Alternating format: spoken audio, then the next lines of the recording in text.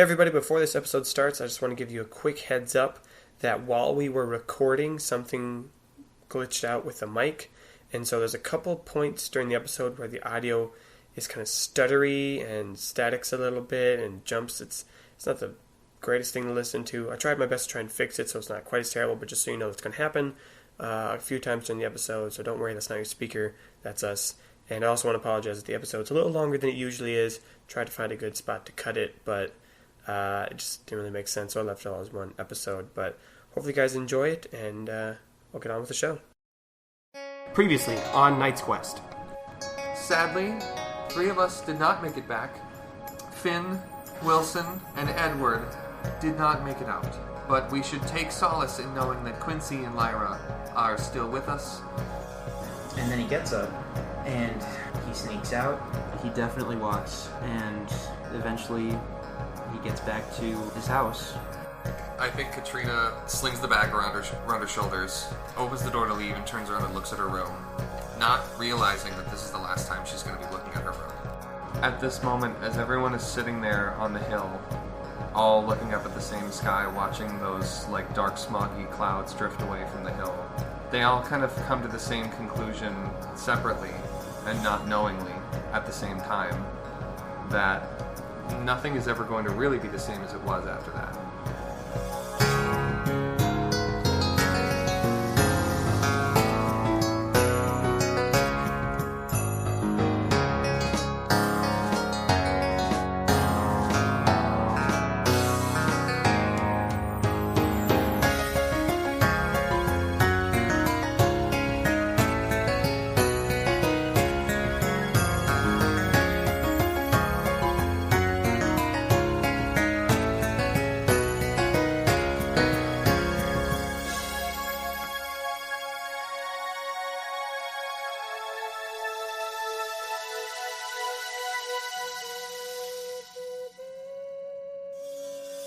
We are back at Knight's Quest. I hope you enjoyed the previously on segment that just preceded this. Yeah, that we definitely already have ready to go.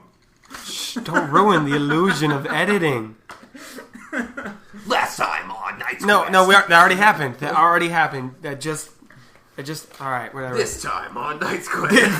This time on Knight's Quest. Let's give a summary of what we're going to do. Yeah. The summary We're from the future. Yeah. Nathan from the future here.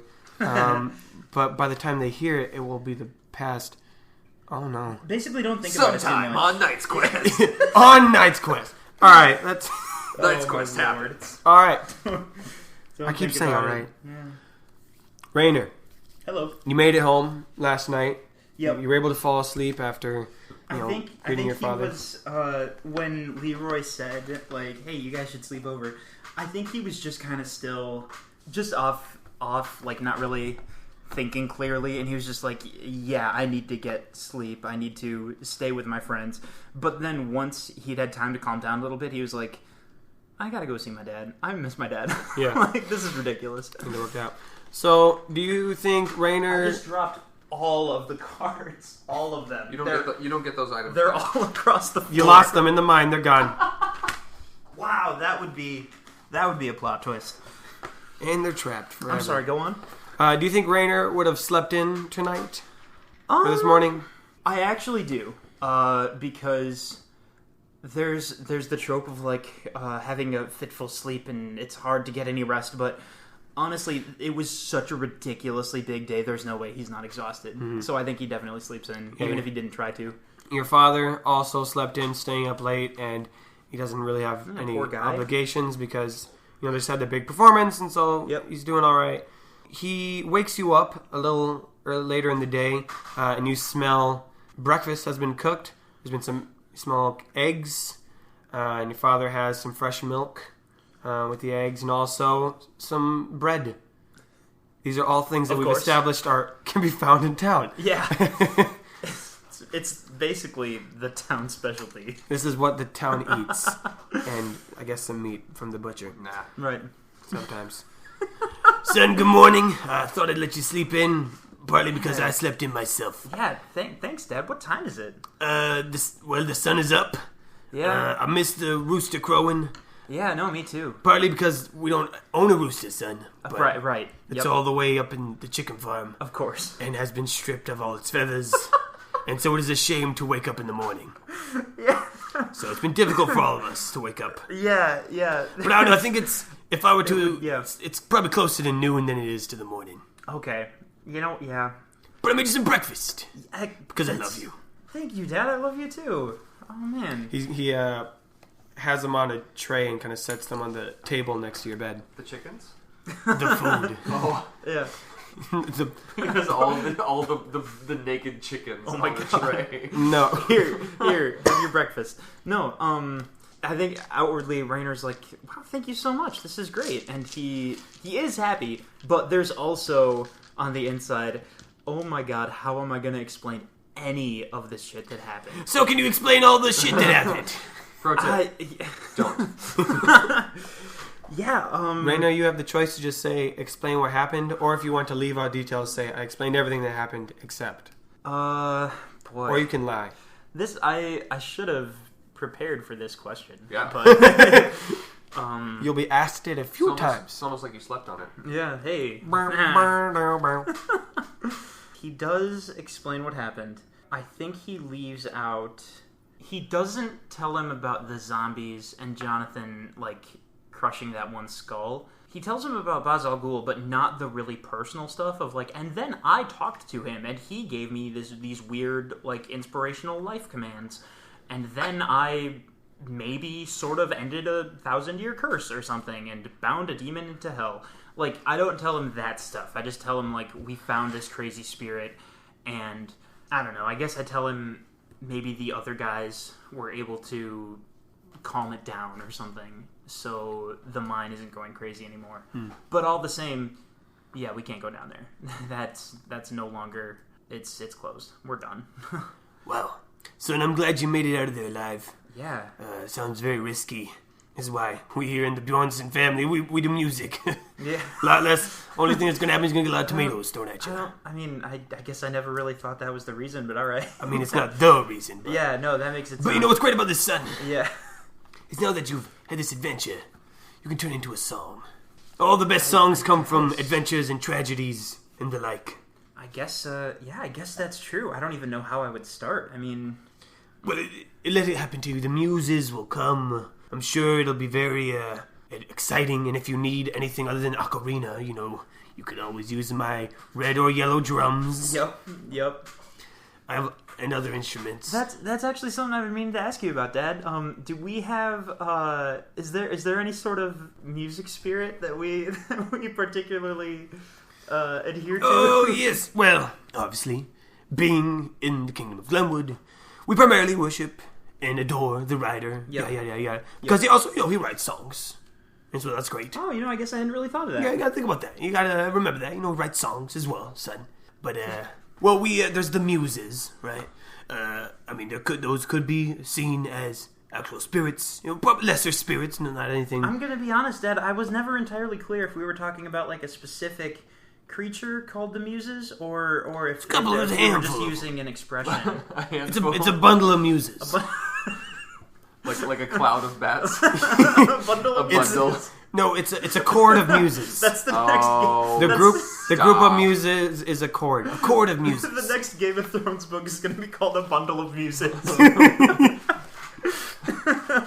We don't really worship them, but I've got some statues of the muses around the house, and their favorite trinkets and odds and ends, which are just instruments. So that's just really convenient. I think I might like to learn more about that, possibly at a later date that isn't now. Yeah, we can do that at some point, son. Yeah. My son. I'm trying to refine this voice.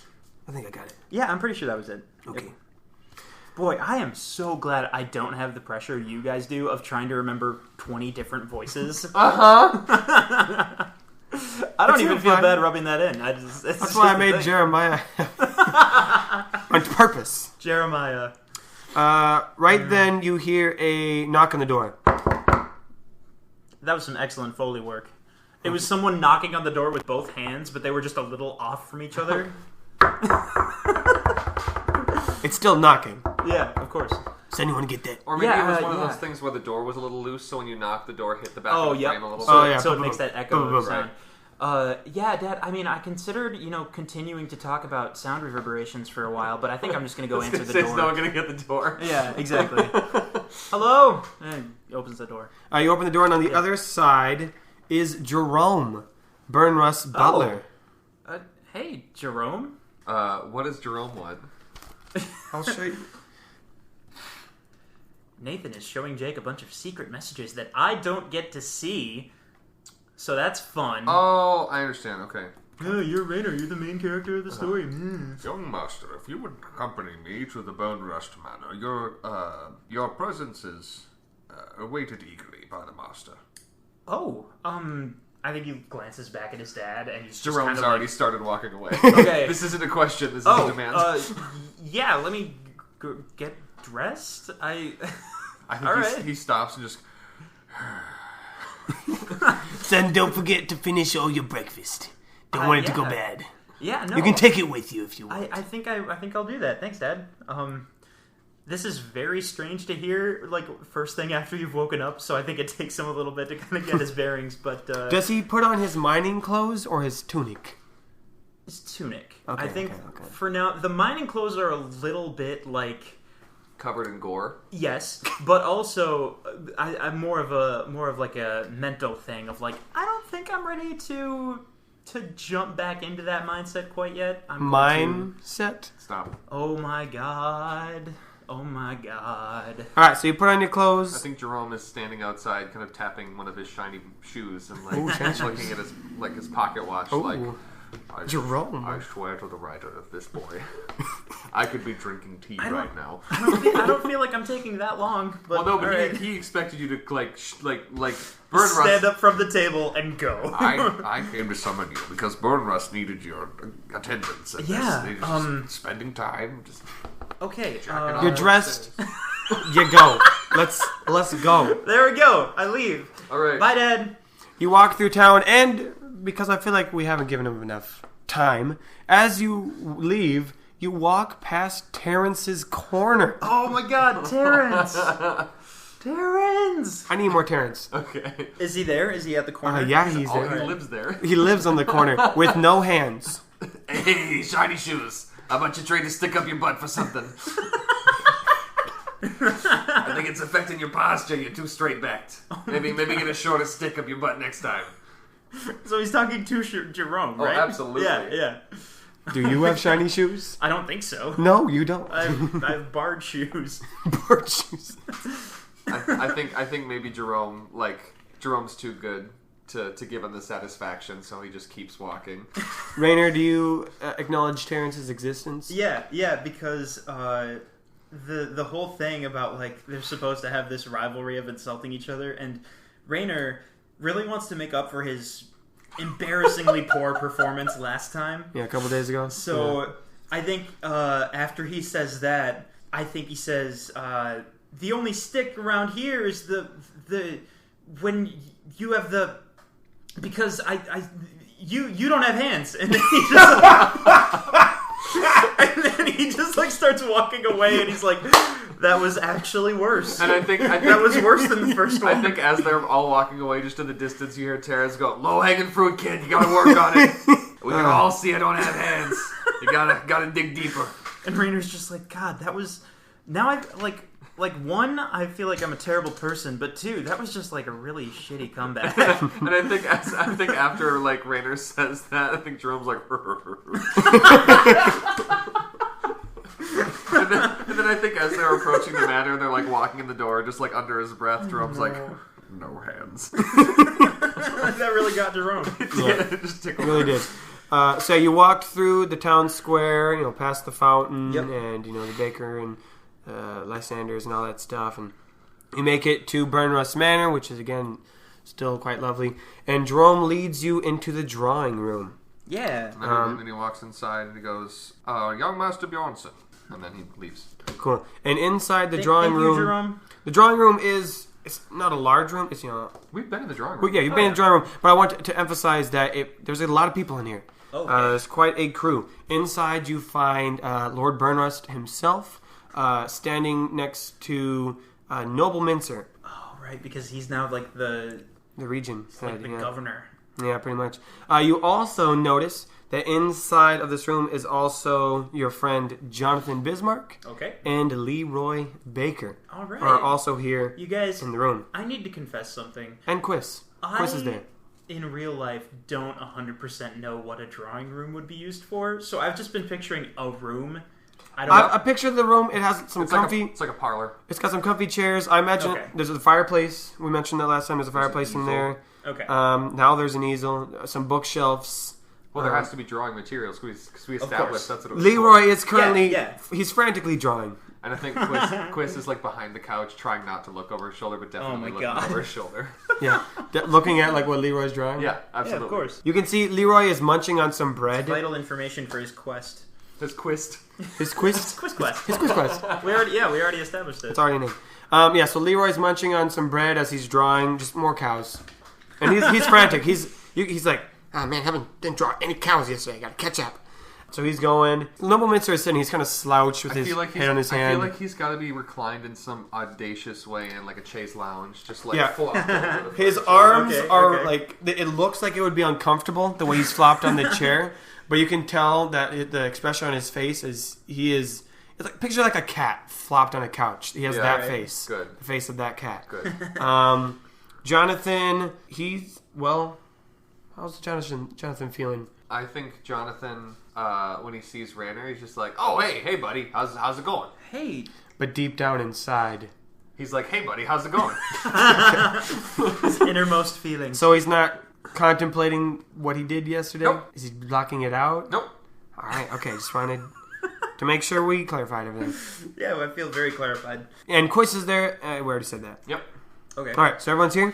And Burnrust, now seeing that Rayner's here, everyone is here for this, and so Burnrust speaks to you. Speaks to me. It speaks to... yes, he speaks to you and me and them. He speaks to all of us. Yes. All right. Now I know some of you weren't at the mine yesterday, but I think it's best if we all sit down and talk about this as a group and try and find the best way to move forward.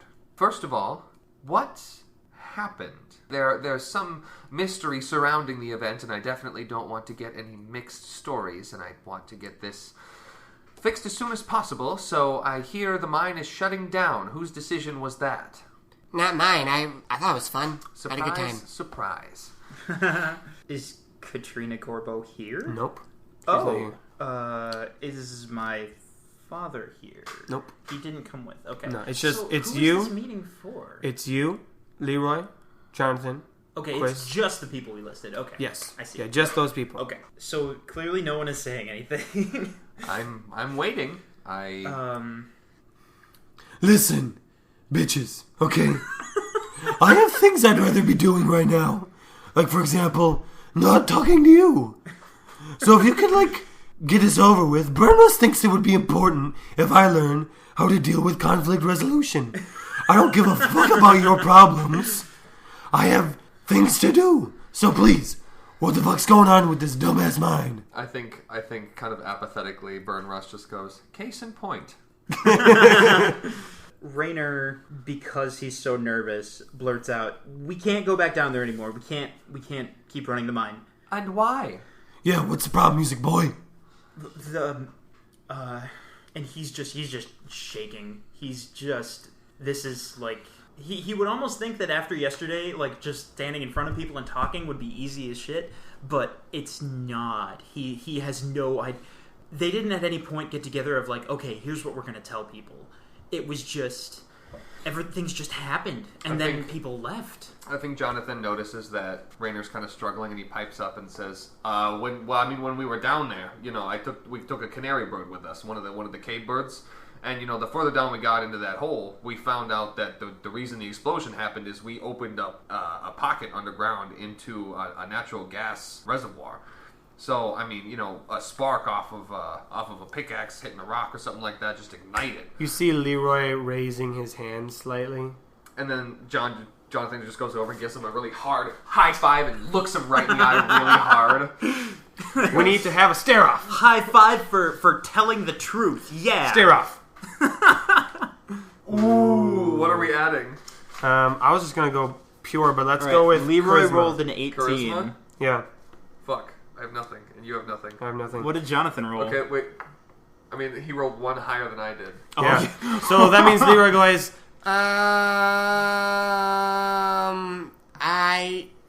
Rainer elbows him again. Do we Alright. have to do a stare off? Are you staring at him or elbowing him?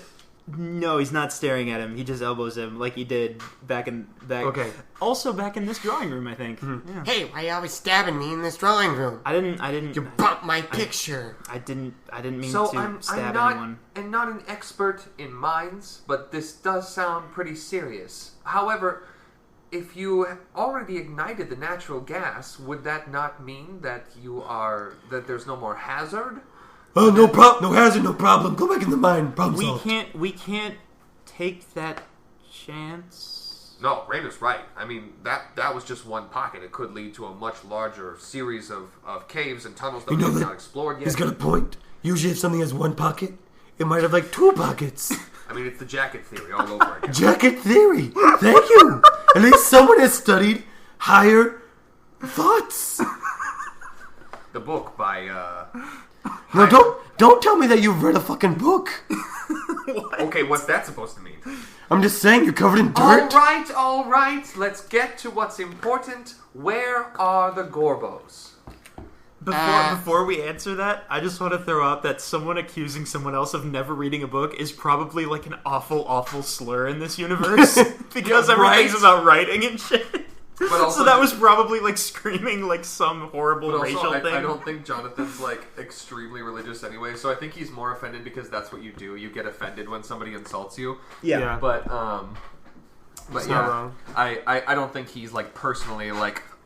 I think How dare you? I think he's just like, well, you're a dick. Yeah. You know, like Which No, we already kind of knew that. Which isn't wrong, yeah. right. Wait, hold on. You don't know where the Gorbos are? No, I've sent Jerome looking all over town, and So, did you check their house? yes, That's the first. I place got no I- ideas. I got nothing then. Well, it's a good thing you're here. Thank you. I'm glad. Do you like my cow? Leroy, Sorry, there's that a little wasn't- scribble on here when Rainer bumped me. Yeah, yep, okay. At that moment, I think Salazar, or I think Jerome comes in and says, Salazar Gorbo. And he walks away, and Salazar kind of like stumbles in a little yeah, bit, yeah. like braces himself Okay. on the doorframe. Yeah, Salazar stumbles in. He's got puffy eyes, disheveled hair, even more than usual. And he's like, Burn Rust, you want me? No, but for this instance, yes.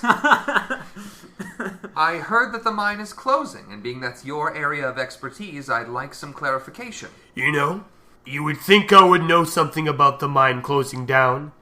But for once, and this might surprise you, I don't actually know. I know, normally I know things. But I actually don't know what on earth is going on. You know what? No, that actually does surprise me, because I don't know how many times you've explained to everyone in this darn town that you are the town, you are the mine. If the mine goes away, if you go away, the Just whole stop. town Okay, crumbles. listen, all No, right. you shut up for 1 second. And I've taken this for 3 years now, Salazar. For 3 years you've yelled at me, and now this. Now for the one time your words finally come into play. You can't even back up your own story. So what do you have to say for yourself? Salazar is red in the face. His fist is clenched. More and red than usual. Yeah. very red. Yep. And his teeth are gritting. And he says, on any other day, I would lay a flurry of blows upon you with my words. With my actual fists. But right now, I have bigger concerns. So if you don't need me, I have to go find my daughter, okay? Wait, Katrina? She's missing? I don't know where she went. All right, normally I check on her every night to make sure she's safe because, surprisingly, I am a father and I do care about my daughter, okay? So fuck you. Okay, but also... I didn't say anything about that. Okay. She was not home and I don't know where she is. I spent the rest of the night looking for her and I wound up at the tavern and I fell asleep there, okay? That's where Jerome found me. So you know nothing about the mine. I know nothing about my mind. Then get out of my house. Fine, good. Wow. Your house is stupid. He just leaves. He doesn't do anything weird. He just leaves. I think just for a second he's like, he doesn't mean it. He's just saying it because he's mad.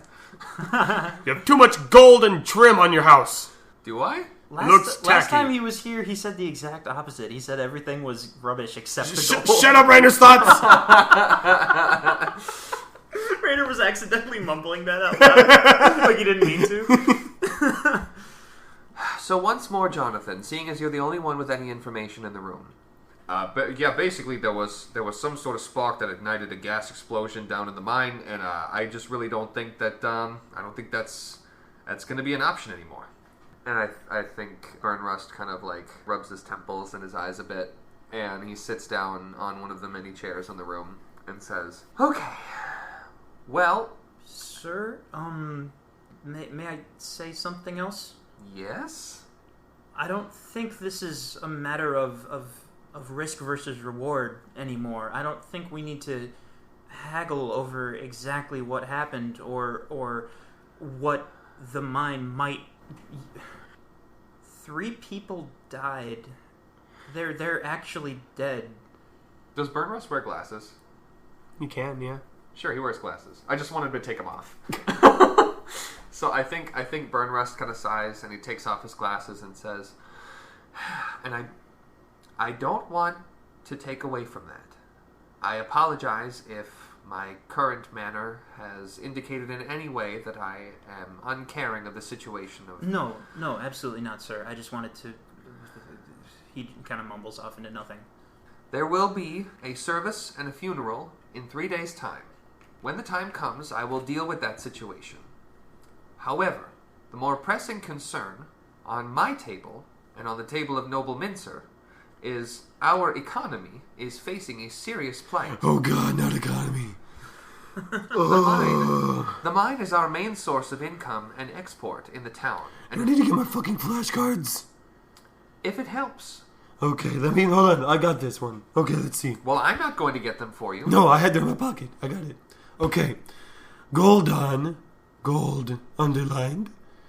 Gets its money from gold. It's a mnemonic device he uses. Right. Gold on the town of Goldon. With no gold equals no money. No money means no fancy things for Noble Mincer. Now, you remember your mnemonic device for that. If you take the gold out of Goldon, you're on. But if you put it backwards, it's no, as in no money. No gold on Goldon. So the moral of the story is, if this mine ain't happening, Noble Mincer ain't happening. You don't want that to be happening, if you catch what I'm saying. Now, I wished Katrina was here because we had discussed years prior a plan to open a silver mine in Hidgety. We got... Oh, Hidgety. I was going to say, we don't got silver here. That was not in the flashcards. We absolutely do not. I'm trying. However, we do have a trade agreement with the Hidgety Pidgety farm. Wait, is it a farm or is it a mine? The Pidgety farm is a farm. Okay, farm is farm. He's writing that down. However, there is a silver mine on the outskirts of Pidgety that rests on the border between Hidgety and Goldon. We have a trade agreement in the works to open the mine and use it as an equal income for both towns. We hadn't planned on moving forward with this so soon, however, it seems as though the gold mine is no longer an option.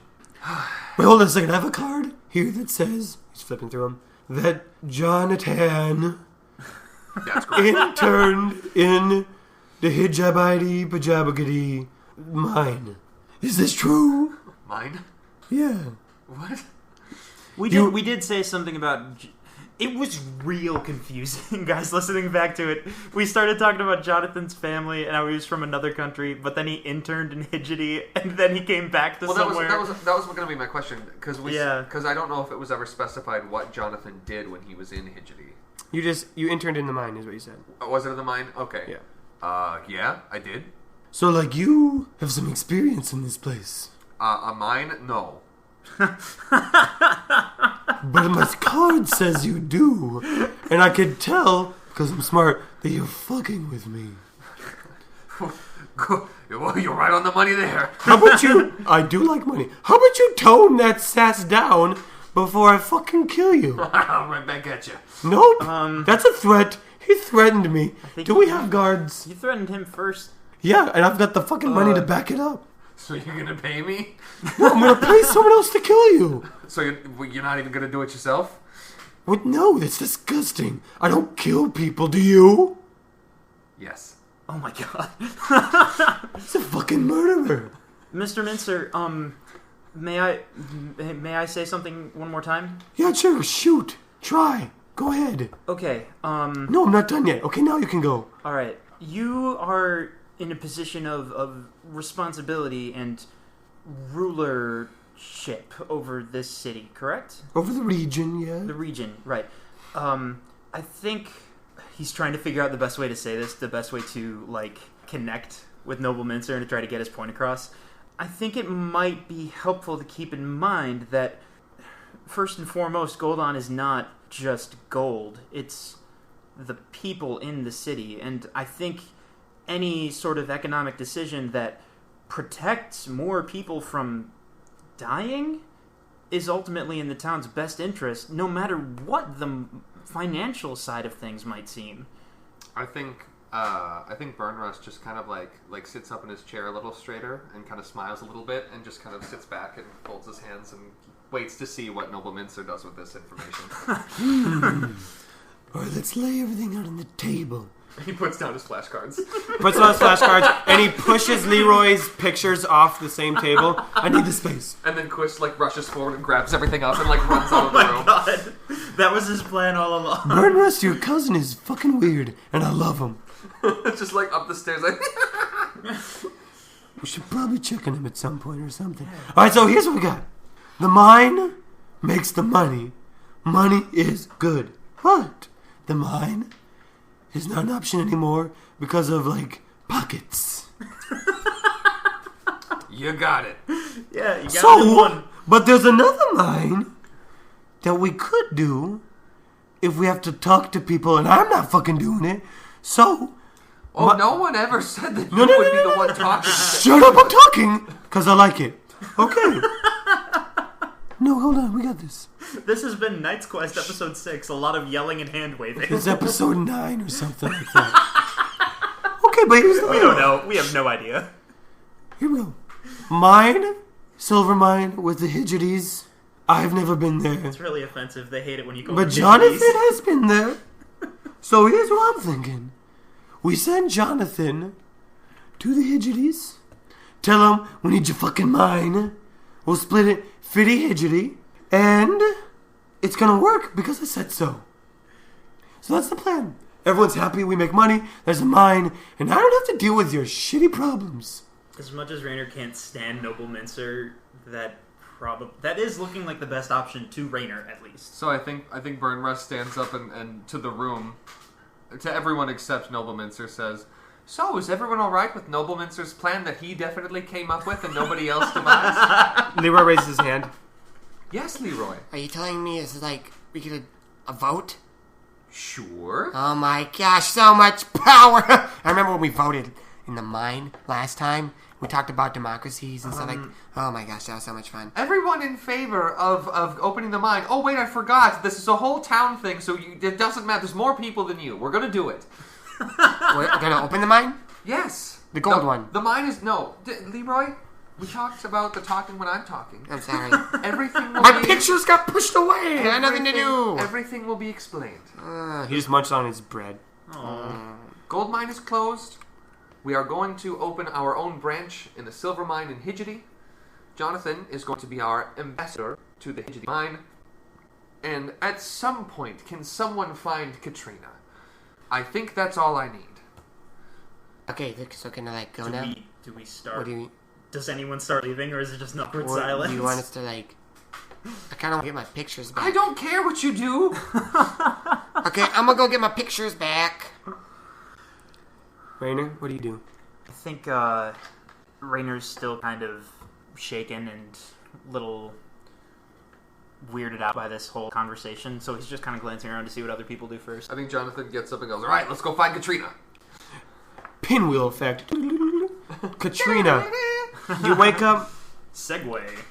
in the golf ball field, covered in dew from the morning, the spring morning. You're a little cold. I've always wondered if that would actually happen. Oh, it does. Like if you It you definitely does. sleep completely outside. Been there, done that. Do you it have like a happens. layer of water all Yeah. over you? Yeah, That's you're so wet. Weird. You wake Okay. up wet. Weird. Yep. Yeah. So Katrina wakes up covered in dew, a little cold, and hungry. She's not far from the town, but she's outside of it. You do hear actually. You wake up hearing the rooster crow because you're next to Oh hell yeah! the chicken farm. I think it's Oh, yeah, kind the of golf a field. sobering awakening because she's so because she's like chilly and hungry, and I think that kind of helps her kind of get up and get going. And I think first off she needs a meal, so I think she goes to the Shits and Giggles. On the other end of town, Yeah, I mean she knows it's going to be a bit of a walk, but she's hungry. Are they open this early? you don't want to go to the chicken farm, Well, I mean she has to walk through the chicken farm to get to the road. so you're gonna walk through chicken farm. Yeah, I just want to be there. I want us to go in the chicken farm. Yeah. So you walk through the Sure. chicken farm where you see all of the naked chickens, yep. all stripped of their feathers, and you actually see Mr. and Mrs. Barkley, the owners of Oh. the chicken farm. Shit. And they're up early, feeding the chickens, and they see you walking through. And Mr. Barkley says, "Katrina, excuse me, he rushes over to you and kind of grabs your shoulder. Do you know about my boys? Are they okay? I haven't heard word. Haven't seen them yet. They didn't come home last night. Oh shit! I They think didn't know yet? I think Oh my I think God. Katrina realizes two things all at once. One, she remembers everything that happened the previous day, and two, realizes that not a lot of time has passed, and there hasn't been a lot of word around town. And I don't think she's prepared for that. So I think she just kind of looks at him, and with like a little bit of like tears welling up, she just shakes her head, and then runs off towards the road. And as my she runs off, you can just start hearing crying and weeping from behind you. So she runs to the Shits and Giggles Tavern. Yeah, Cool, Nathan. Thank you for taking us to the chicken farm. that's that good emotional shit. Oh my god. You run through town, and it is... Can't have For some reason, I thought people already knew, but they didn't know, and that's so much It's literally worse. just happened last night. Can't have Yeah. joy without sorrow. So you run through the town, and you actually... This is going to be weird timeline-wise, but you probably woke up before Lazy Boy here. Yeah. So you make it to the Shits and Giggles Tavern, and you don't know it, but your father is there. Right. Shits But- and Giggles Tavern now serving breakfast. Yeah. And the Shits and Giggles Tavern, it's open. Again, there's a couple miners there because, well, they're out of a job. They got nothing to do, so they're there, just chilling. And the tavern was actually owned by the Nivens family, so Lyra and her husband. So So that's a name. Nivens. Lyra You came up with She it. survived. I Yeah, believe. she survived. Lyra. I came up with that one. Thank you very Right, much. you came up with I got one name to choose. So Mr. Nivens. Are you kidding? I stumbled into another place where someone fucking died. Lyra's she alive. survived. She survived. Oh, that's Lyra's right. alive. Yeah. You see Lyra? What was the name of the other? Edward. Thank you. Edward Is died. that the one who was axed in the face? Yeah. Yes. I think Jonathan's gonna have to bump into Edward's parents at some Oh my point. god, no. Well, Edward did also come from out of town, so there's not a whole lot of... But where am I going? Oh. That might happen later. Okay, go. anyway, right It's now... gonna be so So good. yeah, you're in the Shits and Giggles Tavern to set the scene. It's made of wood. The decorum is wood. Walls, floor. There's tables. There's a large wooden bar with a lot of drinks. Just picture a standard Sure. medieval tavern. Yeah, a couple of miners are sitting there, and not a lot of them. Maybe there's 3 miners. Jeff is one of them. Jeff is here in the room. Oh my god, Jeff. So he says to me, we got Jeff, 2 miners, Lyra Nivens, Mr. Nivens, and you don't see him, but Salazar Gorbo is sleeping in one of the corner booths. I like to imagine that Salazar, like when I imagine him in my head, I imagine he's got like a fiery head of red hair, and then his... He's got darker hair. I imagine his clothing. Okay. I imagine his clothing is like the parade uniform, so they have those buttons up the middle of them. Mm-hmm. Kind of like that kind of jacket, but yeah. open. But it's like red with like gold trim Yep, on same. the ends of it. Yeah. Anyway, that was just an aside. Cool. So you arrive there, and Mr. Nivens, wiping the table, looks up, and he sees you. Do you want to be Mr. Nivens? Or would it be weird if you greet yourself? Yeah, I agree. Okay, I'll be Mr. Nivens. So he must own the bar, right? Yeah, he owns the bar. Because his wife works in the mine. Wife works in the mine, Okay. yep, and he owns the bar. Right. She helps out a little bit, but mainly works in the mine. Right. Mr. Nivens, I imagine him to have like a curly mustache. Oh, fuck yeah. But he is he's not a strong man. He's not scrawny, but he isn't beefy. I'm imagining Neil Patrick Harris from that movie he was in with that movie he was in. with Sure, picture Neil Patrick Oh, the Harris. Western one. yeah, where he had a curly Q mustache and I that was haven't his seen Sure, the movie, picture but that. I can picture that. Picture that. Yeah. Well, Katrina, thank the ride. It's so good to see you. Thank you so much for saving my darling. And I think Katrina smiles for a second, and then like a whole different set of emotions hits her, and she just bursts into tears. Oh dear. Now, I imagine that Mr. Nivens is used to this because he works at a bar and a lot of emotional people. And so he just kind of gets into his position. He leans on the bar, kind of wiping a glass clean from the inside. Cliche, like Just cheers. Cliche moment as can be. But you can tell he does care. Sit down for a spell. He's like, "Can I get you anything? Do you need some tea? We do serve alcohol." And then I think she like slaps. Even though it is really early in the morning. She like slaps whatever currency is in this Gold world. pieces, Yeah. gold coins, yeah. Yeah, she slaps 2 coins on the counter, and she says, "Get me a mushroom omelet." Mushroom omelet. Okay. I'll stand for it in the back. Make it a double cheese. Double cheese. Yo, Frank, double egg with the shroomers, extra on the cow juice. That's not easier to say. That takes longer. I think Frank kind of peeks out. You want me to make a hallucinogenic milk? Frank, we've been trying the new Frank, we've been over this. I have been over this. double shroom omelet with extra cheese. God. Yeah, no, cow juice is milk. Cows do not produce. You can't squeeze a cow and have cheese. Frank, we're in you're ruining the emotional moment we're having. I think Katrina kind of giggles a little bit. All right, There's supposed listen. to be like a quicker way of Frank, communicating. you're the giggles of this tavern. I guess I'm the shits. All right. Just make her an omelet, That's how please. it's always been. I Whoa! think he kind of goes with the back like it's never been any different. It's like, and if shits worked in the kitchen, that'd be awful. We can't have that. But Mr. Nivens, who, until we give him a first name, that's who it'll be. Mr. Nivens. He kind of gets back in his position. He's smiling. He's like, I hope that helps. Frank makes a mean omelet. It sounded like you were going to say something there. Like you were going to make a pun out of I decided I don't mean want omelet. everyone to be pun people in this town. I should leave that to just be Leroy, Yeah. who makes weird comments like that Thanks, Mr. Nivens. anytime.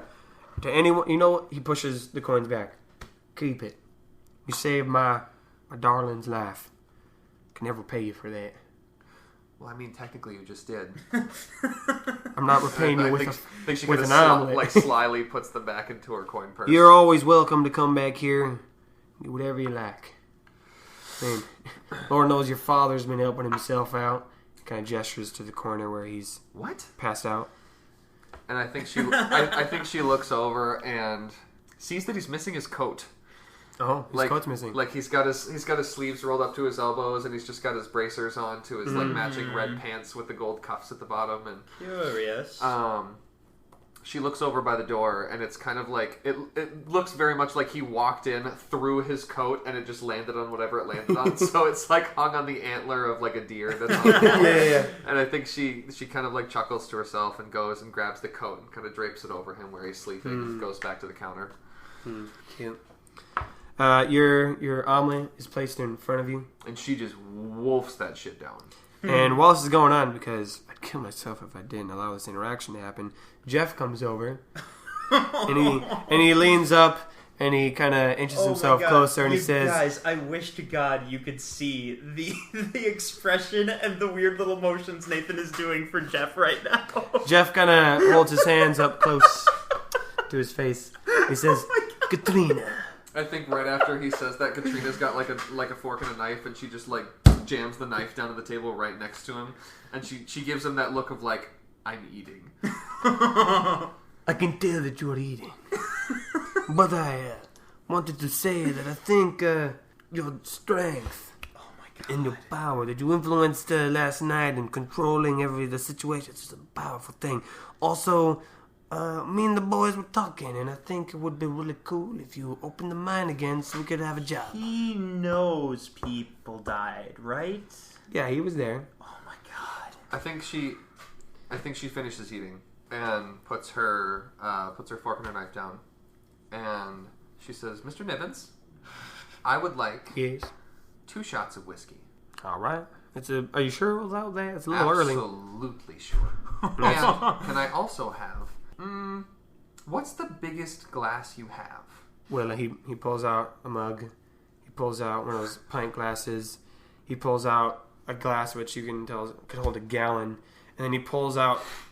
Like, bends it's over, like one of those just, like, lifts specialty up. ones, like it's shaped like a giant boot or something. It is... Oh, now I want to get really creative with this. I was just going to make a large bowl. You mean a liquid container? Yeah, A liquid holding container? He pulls... An all-purpose juice bucket? I think he just pulls out... It was clearly a barrel that was sawed in half. Oh, heck yeah. Whoa. It's just literally half a barrel. And puts it up and he says, "Well, this is the largest liquid container that I have. The largest liquid holding container. What do you want me to fill it with?" Whatever's your strongest stuff. Strongest. Strongest stuff, please, for me and my friend here. Alright, I guess I'll get you the dragon spit whiskey. That sounds perfect.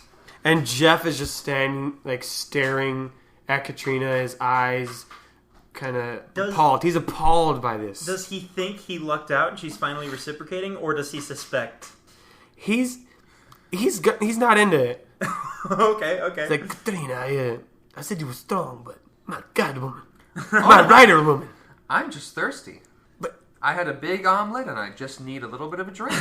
No, please, go ahead. Continue. Niven says, "You still want the 2 shots?" Yes, please. So he places the 2 shots very, gently on the table and just very lightly. And then he bends over.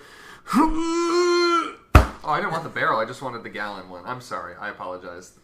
I didn't specify. Oh. Thank you, Mr. Nivens. Gets the gallon jug. Just kind of sloshes that.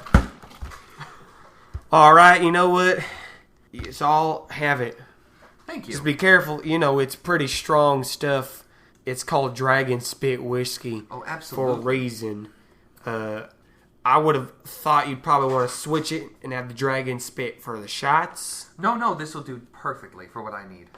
All the other miners in the room have all turned and are curious about They this. gotta know what's Even going on, Frank is yeah. peeking out a little bit. She slides one of the shots over towards Jeff, and she picks one up. Jeff picks up his shot. And, motions to clink it. They clink it. And she downs it. He downs it as well. And slams the shot glass back on the table. Jeff slammed his as well. He's like, "Katrina, it's a bit early for drinking. Yes, but I think we should probably figure out what we're going to do at the mine. Are we going to go to work?" But it is just in time to numb the pain. She just takes the jug and just smashes it on his face. Oh my Oh, gosh. roll for as attack. hard as possible. Whoa. Katrina doesn't have any Okay. attack advantages, so just roll a number. 13. Yeah, I think you can hit him with that. So you smack him in the face, and a bunch of the whiskey kind of splashes all Oh, I over just smack him, it doesn't shatter or anything? Wow. No, it's a thick glass. And you didn't roll. I had enough to shatter. What? Is that what you're going for? You wanted to break it on him? Yeah, absolutely. That's why I wanted a glass one. Is that like a whole separate roll? It didn't shatter. You kind of smacked him, and across the side of the head, and a bunch of the dragon spit whiskey kind of sloshes all over him, gets him all wet. And he's like, "What is going on? What is the meaning of I this?" think she kind of looks at it like a little bit disappointed. Mr. Niven's like, "We make quality glassware here." Well, we don't make it. We import it from Costa Rica, the finest. Do you have anything local? No, we don't make glass in town. Can I hit him again with it? Sure. Okay. Fuck. You I missed. You miss. Oh, no. I've had a shot of whiskey. You had a shot of that's too whiskey. much, yeah. You miss, and you end up just Well, that and all the cow juice. Yeah. the slosh. You get a bunch of the whiskey on yourself, all over the counter, a little bit on Mr. Nivens, and you slosh more of it on Jeff as well. Good. And the other 2 miners are kind of like, they're laughing, in this moment at just the whole situation. While all this commotion is going on in the background. Wait, can Katrina interject real quick? Sure. Do I have to roll to push him off the stool? No, I just put. Okay, I'm gonna push Jeff, and I'm just gonna point at the other two minors and just yell, "Where were you?" One of them's just like, I was getting the gurney. Rhetorical question, Steve. Wait, is she asking where were they, like, just now? No, oh, yesterday. Okay. And I think she turns to Jeff. People died, Jeff. People are dead. And that's on me. And now you come to me like nothing happened. Like, you're just the worst. Like, you know that, right? You're just a slimy person. Well, no, Also a rhetorical question. The answer is yes. That wasn't even a question. Well, I asked him if he knew that. Oh, okay. Listen, Dear Katrina. listener, there is a time and a place for flirting. This was not it. It's never the time. He's gonna roll for charisma. But he has a disadvantage because he's gross. Fuck. Oh my god. Wow. He's still gonna be sleazy. He's like, Katrina, God. I see that you are a feisty lover. I used to like the character of Jeff. But you That's see, all. I have not been deterred from my advances because of this. In fact, I see you have to be a little playful after suffering from traumatic situations. I think she turns to Steve and goes, Is he slow? Does he not actually? Can he not think like clearly? Like, is that Steve a thing? is kind of just like, I don't know, man. And so I think Steve kind of slouches forward, squishes in the seat because it's all wet. He's like, Katrina, how about this? Either you reopen the mine and give us some work, or we're going a special evening with me. Oh my god. Jeff. And what does that entail, Jeff? What is a special evening with Jeff? Well, I think we could go out to the Silver Too Lake. late, I don't care. And she leaves. I just want to say that while all of that commotion was going on, I think is when Jerome came and found Salazar. Yeah. And they left. So they're gone. It's already happened. There was almost But a then- murder at this bar today. But then Jerome would have known where Katrina was if he walked into the thing and she was there. Well, I think there was a lot of commotion going on, and like the miners were blocking the scene, and so Jerome didn't. All two of them? It could be a busy bar. It's like 6 a.m. Okay, fine. She leaves before Okay, Jerome okay, comes. Okay, yeah. Right after she Glad- leaves, glad we Jerome got that comes, finds established. Salazar, and All they right. leave. Cool. All right, you happy? Does that make more sense for you listeners? All right, where does she go next? Because that'll determine. Well, I think she goes to the center of town to get the dragon spit out of her hair. Just washes in the fountain? Yeah. Okay, so as she walks there, as she's washing it, is when Raynor and Jonathan leave the manor to look for Katrina, and they find her. Oh, jeez. Okay. Oh, she obviously doesn't know this because she's busy. She's got Right. her head in the fountain. So, Raynor and Jonathan, you leave the manor, and you see Katrina there in the fountain. But she's not in the fountain. Well, yeah, washing her hair in the fountain as you went to go look for her. Oh my god, Katrina, are you okay? He's just very confused on what he's looking at right now. Like if she's hurt or something, Right. or if she's like. I think she does one of those like side bend things, and she's like wringing out her hair. And she's, never better. Oh, Just all right. Boy, I'm not sure. I wasn't expecting to find her this quickly. I'm not sure what we're gonna tell her because like we don't necessarily have to. Well, I guess we do have a message. We have the new plan, I guess. Boy, this is gonna take some explaining. Raynor tells her what happened at the meeting. Perfect. Yeah. I think Katrina sits down for a second and goes, "Okay. So that's the new. It's the plan going forward, I guess. Well, I mean, that makes the most sense to me. That's what would be." And then she kind of sits up, and her eyebrows kind of go up, and goes, "So, someone needs to go to Hidgety." Yeah. I think right now Jonathan is the official delegate or whatever. But I mean, there's Jonathan, there's no way you're going alone, right, dude? would you like some company to go to Hidgety? Sure. The more the merrier, I guess. Great!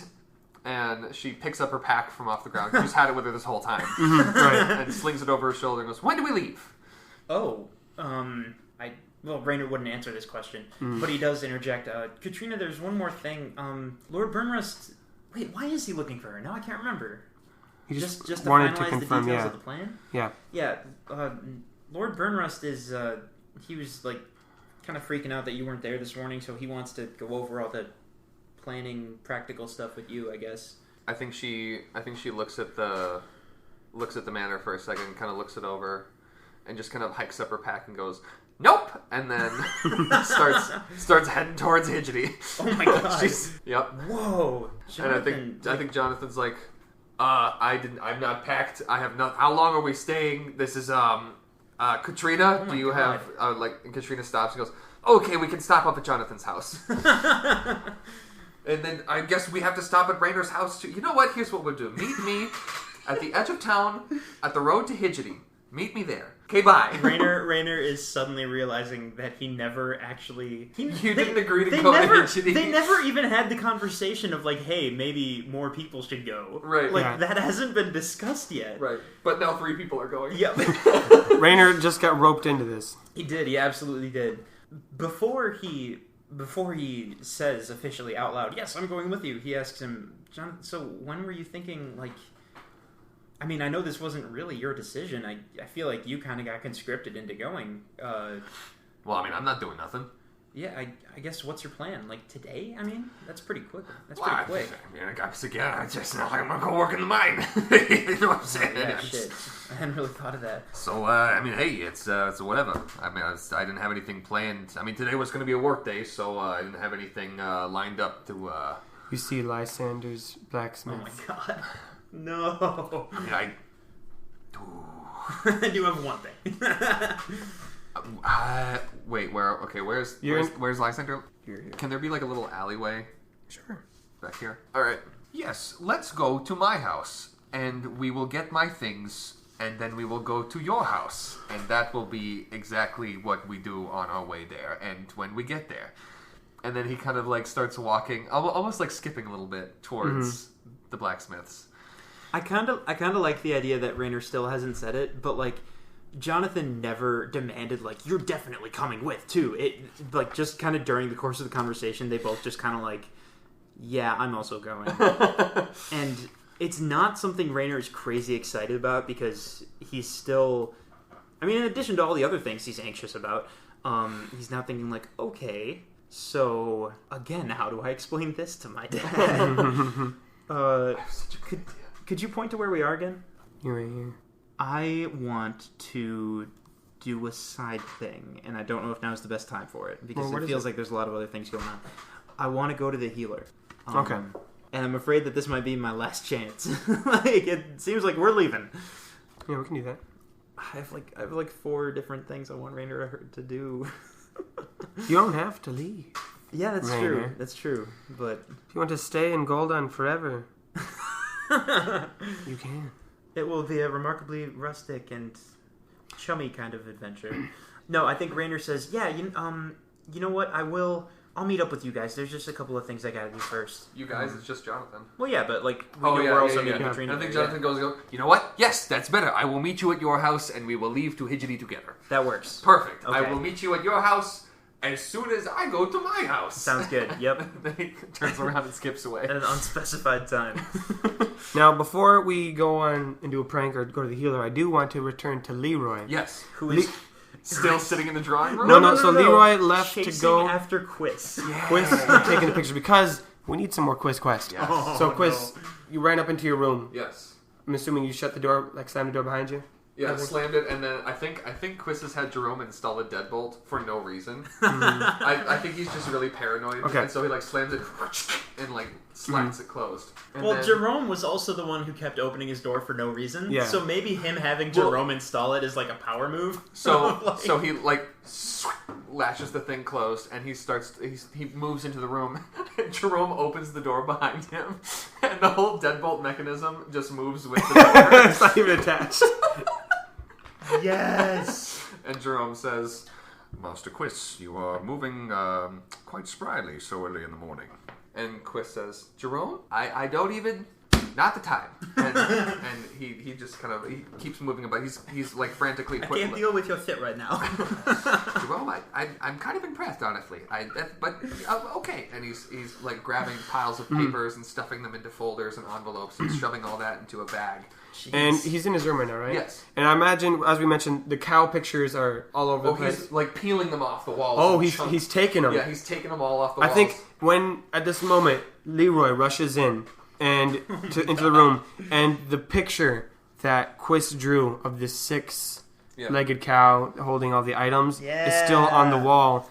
And my God. Leroy sees that and he says, Quis, what are you doing with that picture?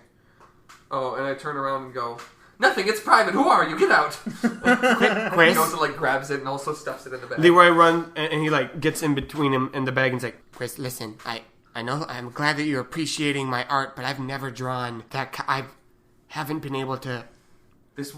That wasn't one of yours, it was one of mine. I know, Quis, I need the picture. What? Why? I need that picture. How How were you able to draw it? I made another one, and it's on the wall over there. No, it's not. It is. You haven't even looked yet. Get final look. It's not over He, there. like, grabs his bag and shoves it in and, like sprints out the door. If you're wondering, Leroy rolled a low number, so he did indeed turn to look at the wall. He, like, sprints out the door, and he's like, I'm sorry, Leroy, I have to find something out. Quis, no. Quis, I've been trying. He's going. Quis, no. It's too dangerous. Quis. Follow him. well, he's running at Quis. Yeah, Leroy's running after him. Okay. I don't think Quis runs very fast. Roll to see how fast he runs. Oh! Quis is a sprinter. Oh! They're both sprinters! Okay, Leroy rolled a nat 20. Not 20? no 20. Oh, so they're no. both running very fast. They both run out of no. the. How about they're not able to leave the manor because that would interrupt the scene we have outside. But on the stairs where we had pulled the carpet runner. So Quis gets to the stairs and starts taking them two at a time. But Mm-hmm. while this is happening, Leroy's at the top of the stairs and he jumps on the handrail and slides Yes. down and just And stops right in front of tackles him. tackles That him to the is ground. an Yes. amazing They're image. both on the ground. And Leroy says, I don't think you understand how important it is to me and my family that we get that picture. I have no idea what they're talking about, but I have to go to the library in Hithity. What's in the library in Hidgety? I don't know yet, that's why I have to go, and if you want to come with me, that's fine, but you're not getting this picture until I get there. Hold on, wait. I also No. I also really like the idea that Leroy can run at like inhuman speeds, but only when cow pictures are on the line. You're trying to tell me, hold on. Can we wait when you're not on Mister- top of me? No. This is important. No, he takes a bite of his bread. You're telling me contemplatively. that you have that picture and there's more information about it in Hidgety? Well, that's what I'm trying to find out. I have to go with you. Oh my god. Okay, fine, whatever, but you have to, I mean, this is all my stuff, you have to bring your own. I'm not gonna feed you. Oh, trust me. And he stares into Quis's eyes. And Quis kind of has to, like, crane his neck to see him. He's Yeah. on the floor. Yeah. And he's still like No. being sat on. I'll bring the bread. Okay, I mean, a balanced diet is a lot more things. No. He puts his hand on his hand while he's still laying on him. The bread. I know you're probably touching my hand right now, but my arm is asleep, so I can't fully take in this. He rolls him over, so he's like, No blood flow. looking, and Leroy grabs his shoulders and says, Listen, man. Quis, I do a lot of jokes here. I have a lot of fun. We do a lot of pictures, shenanigans. Even shenanigans that we did right here in this room. But I don't think you understand how important these cow pictures and that cow picture is to me. And I think at this point, Burnrust kind of walks into the room and immediately turns around and just walks back out of the room. Yeah. like Noble Mincer walks into the room and he's like, I ain't dealing with this shit, okay?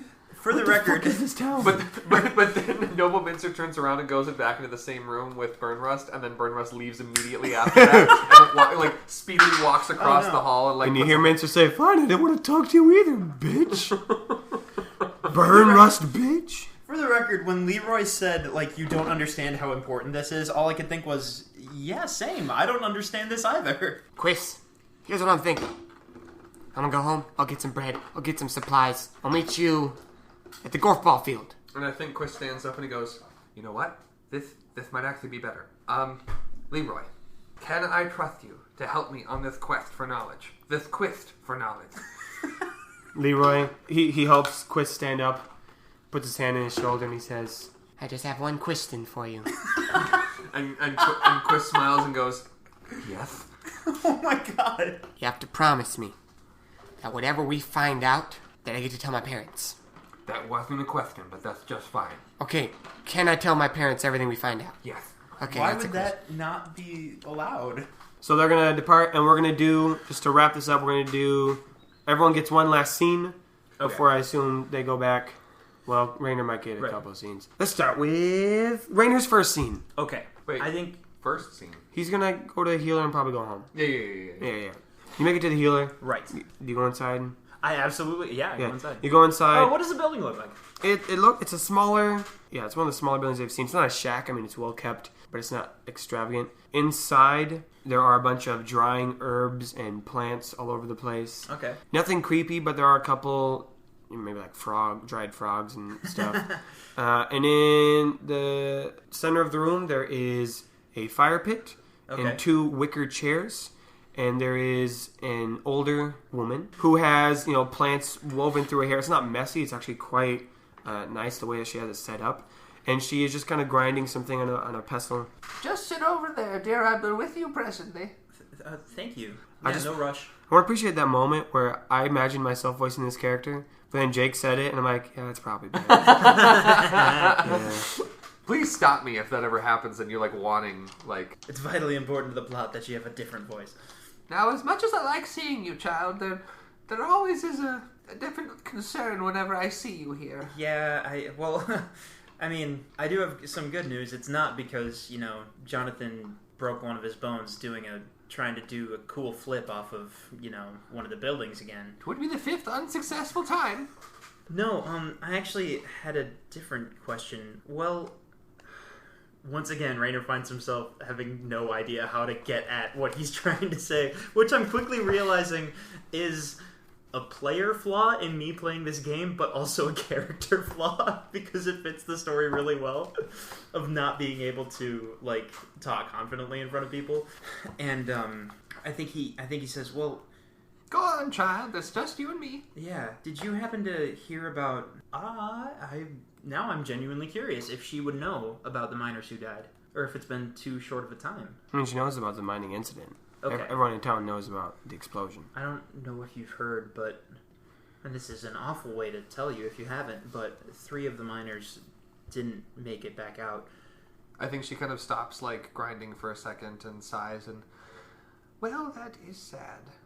I suppose what I wanted to ask you is, what would the first steps be if someone wanted to try to keep that from happening? If someone wanted to make sure that more people don't, I don't know. I mean, what drives you to help people and try to heal people? I feel terrible because, I come up with what I think is a good thing for Rainer to say, and then I realize that I'm springing these ridiculous questions on you guys with no warning. Well, Rainer, what makes you want to play music? We're all meant to do things. Some of us are better at them than others. The writer writes us all. He gives us all parts to play in his story. It's not so much as a want. I mean, obviously, I do enjoy helping people and healing them, but if I weren't around to do it, who would? Lysander? Not likely.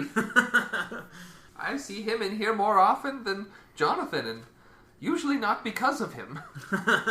Only sometimes. Only sometimes. Yeah, I don't think he knows, though, which is probably good. Rainer, I want to show you something. And she goes back behind a double curtain and there's rummaging around a glass breaks and she goes, "Oh damn it!" And she comes back and she's holding a small cylinder and it's got a bar on the end of it, and when she pulls the bar, a sheet of paper unrolls from it and she hands it to him and says, "This was one thing I could never do, but I think that you're the one that should probably have it. I mean, I'm not doing anything with it." And it is it's a few bars of some sheet music. Yeah, okay. And she hands it, or she cranks the top of it and it rolls the paper back up into the case, the scroll case that it's in. Okay. And she says, "I'm not entirely sure what it's for, but I don't play music, so perhaps it would be better given to you. And, as far as what to do to keep people from being hurt, I mean, that's a lot of responsibility for one person. I myself don't pride myself in knowing the mysteries of the universe, and I definitely don't pride myself in knowing how to stop people from getting hurt, but I suppose it's what we do afterwards, how we pick up the pieces and move on. That's really what matters." And the healer hands you the music for the song Mending Melody, which you can play on your ocarina. Ah, was hoping I would get something like this. This is exactly what I was hoping for. And it is... Oh my god, okay. Gives you the ability to heal people, not completely, or not like revive them from I was death. gonna say of course. like they're healed, but they're still not whole. Yeah, I think if someone were to be injured, this song will help them recover. So if they get like a small cut and he plays the melody, will it like sew up? like it was never there. Depends on how good the music is. Rainer is realizing... I saw the other songs on here, and I saw George Michael written in the description, and I almost said, Michael realizes... Da, da, da, da, da. Rainer realizes that even just the thought of a song that can directly help people is like... Even just imagining that is more like invigorating and confident inspiring or something. I'm trying to think of a good word for it. But it's like more of that than he had when he saw the sword, than he had when he was supposed to go do the performance, than when he saw like the pickaxes and stuff. And something about this just feels very right, I think. That's all. So you've got a healing spell, Yeah. healing song, pretty much. And I think he's kind of stunned, and he honestly has no idea what to say. Well, I mean, I assume you probably don't know exactly what it does right away. No, for sure. But you get that. Oh, yeah. You know what? If I don't know what it does, that kind of does put a damper on that whole little thing I just said. Well, No. but you as a person know that. No, I think But- it probably says it. Let's say it's written on the top Yeah. of the. And the you know what? sheet I guess context clues. The lady who heals people is giving me a magic song. Yeah. I think you could probably figure it out. Yeah, let's get it on there. Yeah. So, does he leave and go home now? Yeah, I think eventually he does find his voice, and he asks her, do you mind if I ask you where you got this? Once again, I'm really putting you guys on the spot. No, this is good. I gotta figure this shit out. Well, a long time ago, before I was the healer in this town, a very strange man with a stranger name came through here wearing a black cloak. Most of his features were obscured. I don't believe we talked much, but when we were in the tavern, we were playing poker, and I won it from him. He was quite bad at cards. And, pretty much it, actually. He anteed up and went all in and lost it all. I bought myself a nice bracelet, and I got this, but I never did anything with it. That is somehow both mundane and incredibly ominous and mysterious. And he's just like, all right, cool. One of the last questions in this town. Yeah. Thank you. Oh, don't mention it, my boy. Yeah, and once again, he's just stammering and doesn't think he can properly like convey what he's trying to say about why this seems important. And So I think she gets that, and I think she kind of leads him like, "Don't you have somewhere to be?" You're right. Yeah, and he leaves. I can't imagine you'd be wanting to sit around and talk to little old me all day. Oh, now I feel bad. No. I think she says that in like a joking, like Yeah, I'm old way. But you could totally see it the other way, like, oh no, I guess I'll just. No, sit it's here on fine. my own. Fuck me, right? No one ever comes. Always gonna come to me first when they need something, but never when they just want to chat. No, not like that. Alright. Rainer leaves. Yeah. He goes home. He's heading home. Jonathan, Absolutely. let's make this prank quick. Hell yeah. No, it's a good one. Okay. All do right. it. So Jonathan walks right up to the front of Lysander's store and goes, "Hey, Lysander, What do you want? could you please give me one of your best swords?" Oh my god. Oh, that I've already got made. Oh yeah, no, I'm not asking you to make one on the spot for me. Well, it's not gonna be very good. It's kind of my example sword. He goes kind of Oh, back. sure. He's like, it's been a pretty good day, and yesterday was pretty good as well. The forge has been working. Oh, I'm glad to hear that. I've had no issues of any kind. Really? Yeah. You got it lit and nothing happened? And Nothing happened. Yeah. did you ever find out why? I still think it was a jesting spirit. I firmly believe they exist. You He know? did almost have a conversation. And you with know it. what? Yeah. And he kind of turns around and spins and points the sword at Jonathan. Jonathan, I know there are families have always been feuding. We used to kill each other many generations ago. What? Whoa. Yeah, remember? Do I remember generations ago? Absolutely not. They don't pass the story down. By definition, I don't remember. But I want you to know something, I Jonathan. mean, my parents are separated. We don't talk much. Oh no. The story time has been over for quite some time. Oh man. Well, we gets closer with the sword. I just want to warn you that us Smiths, we Are you threatening me with a weapon right now? No, I'm warning Is his you. name Lysander Smith? I'm keeping Of the course trend. it I'm is. keeping the trend. Why not? Why wouldn't it be? Why is this a surprise to you? I don't know. I just never pictured it. I thought it was assumed. Yeah, I thought it was too, honestly, that we had fucking It Tanner never and... occurred to me. Also, I'm really sad that we're gonna leave without ever meeting Tanner. Well, we can still meet him. Alright. So maybe I got some shit to do. No, we got. Maybe Quis has some shit to do. Okay, we're gonna go visit Tanner. Yep. We're gonna wrap up this. Yes. Yep. Lysander points a sword at you and he says, I know that you summoned the jesting spirit. Are- You summoned it.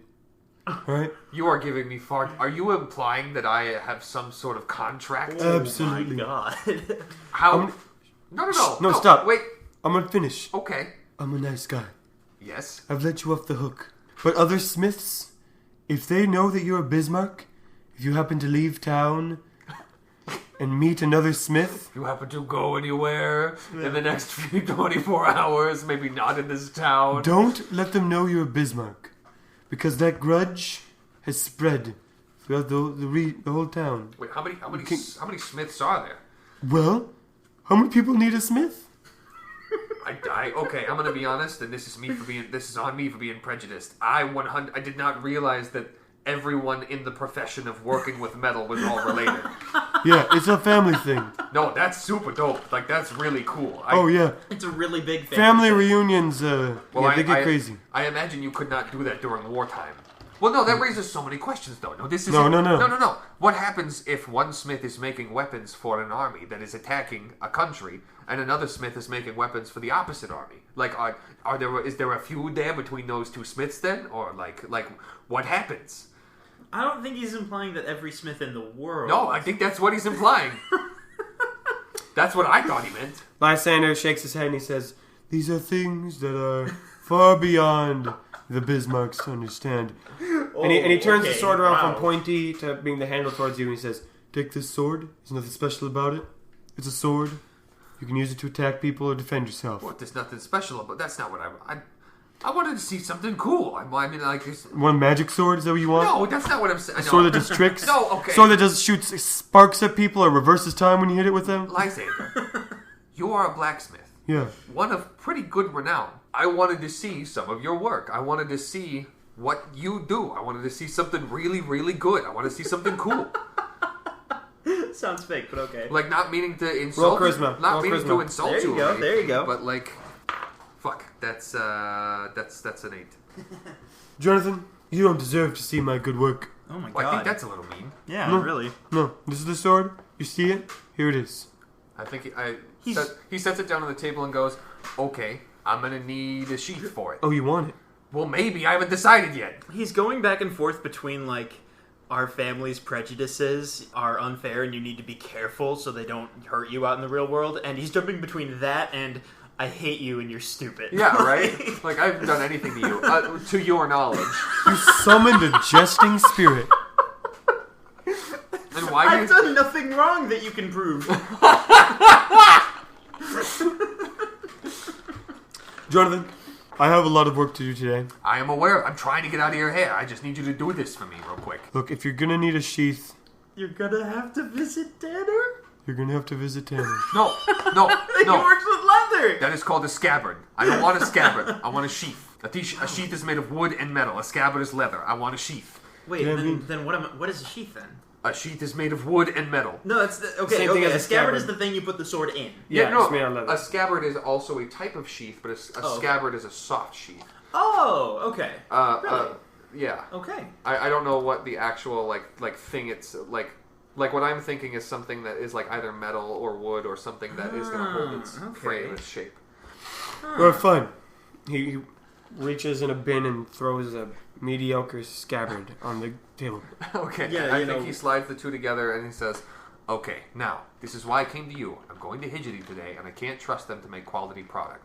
And I want them to know that this is mine. So, can you please quick forge for me up just a letter J? Quick forge you up? No, I'm not. But he was flattering him, though, so maybe this is another charisma. No, it's not. With advantage. With advantage. Oh, it's an 18. Hey, there we go. Alright, give me the sword. He throws it into... No. No, I just need a J. I need a J, and I'm gonna. What, you want me to put the J on the sword? No, I want you to put it on the sheath. Oh my god, give me the sheath. Okay. Takes the sheath. He puts it into the furnace. While heats it he's up, doing that, chisels a J in it. while he's Please, doing I that, do Jonathan this is gonna hit the sword with the back of the reverse-o-matic. What? This was my plan all along. Oh. What? This is my plan What? all along. What? Roll to attack. Okay, that's a 12. No, that is a 15. But why though? Okay, you swing the reverse-o-matic, I'm assuming with the reverse I have end, so Yes. many questions. on the sword. Yes. And you see the sword glow red and slowly start to unshape itself from the pointy end to just being a straight piece. You see the handle pop off, and it was made of wood, and now it unweathers into just a block. The metal of the sword continues to glow red as it shapes from The metal hops on a trading caravan and leaves town. as it goes from a long cylindrical shape into a clump. Like an ingot. Yeah, and what you're left with is an ingot of iron and a wooden block. What the hell? And Lysander turns around and is like, alright, here's your sketch. Now, Lysander, What? I asked you for a sword. What is it? This is what you handed me. What? You know I have not moved this whole time. So either you're trying to trick me right now and pull a fast one. Me trick you. Is this why we're having Me? feuds? I don't. I came to you because you're the best oh my one. God, this You're the best poor blacksmith. man. Okay? No. Jesting spirit.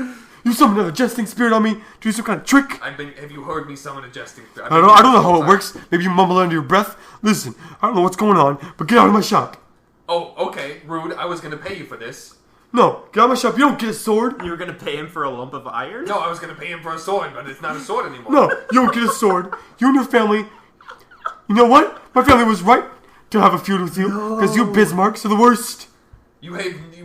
Okay, first of all, I have done nothing to you. You summoned a jesting spirit that did this. Is anyone else Poor around? man. No, there's nobody here right now. Okay. It's a good thing Raynor doesn't know about this story because he would not be on Jonathan's side. He would just feel so bad for Lysander. Get out of my shop. Real quick, I'm just going to yell and point. Oh my god, it's a jesting spirit! Alright, he falls for it. Okay. Where? What are they looking? And while he turns around, I'm going to hit it with the front end of the reverse-o-matic. Okay, you dent it.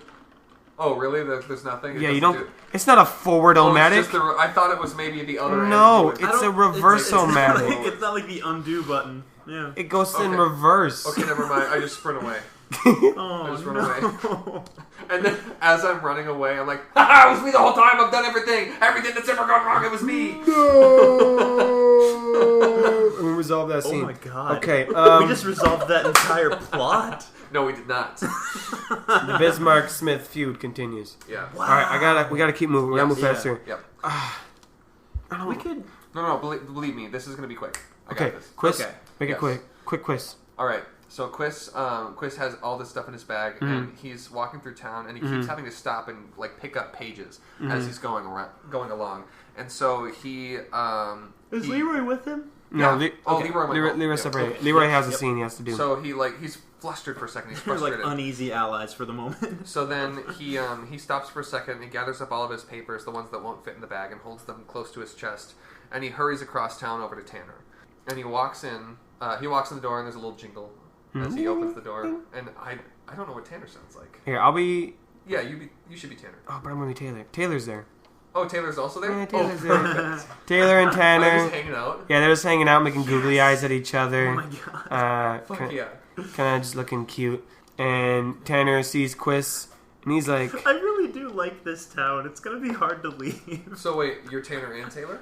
"Yeah." No, I think, Do you want to be Tanner then to greet Quis? I'll be Taylor. Or... Sure, yeah. Okay. So Tanner greets Quis? Tanner greets Quis. All right. Make Tanner. Tanner cool. Either way, one of y'all is gonna be talking to yourselves. Tanner sounds like, let's see, This somebody is Tanner who the Tanner. somebody who works with tanning, somebody who works with leather. He's probably kind of strong. I just picture him as like a cool He's guy. like a real like comfortable dude. Yeah. Like wait, when you say cool, are you thinking like your caricature of cool? Or like, hey man, how's it going? Or are you Like thinking, not, like a little bit. Just a little bit. Like, not all the way in, but he's a cool guy.